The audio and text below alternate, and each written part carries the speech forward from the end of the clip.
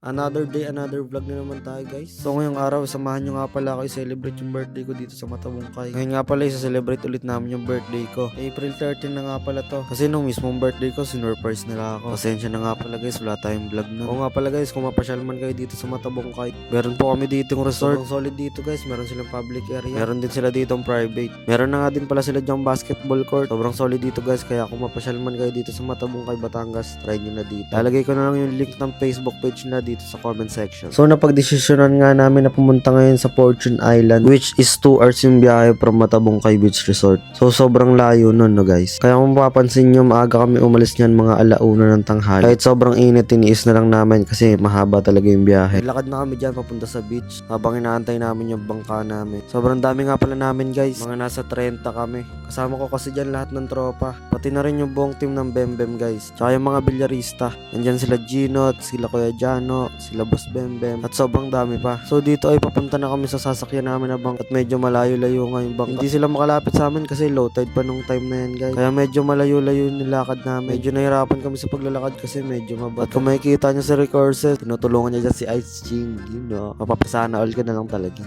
So buti may dala dito si Jepoy na speaker. Kaya habang naglalakad kami, nagpatugtog na lang kami. Kasi medyo mahina lang kasi baka mabinga si Jepoy.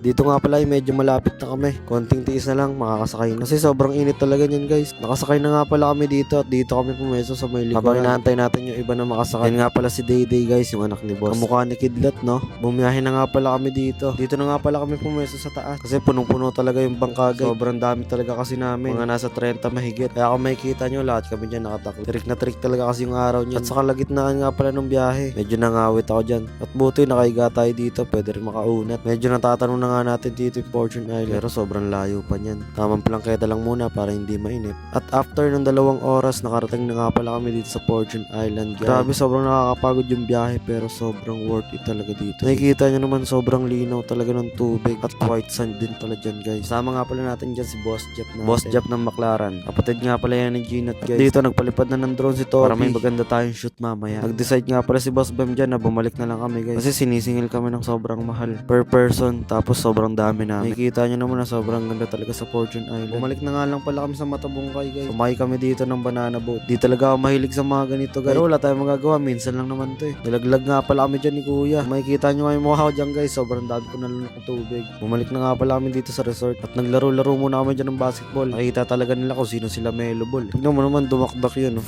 Uy!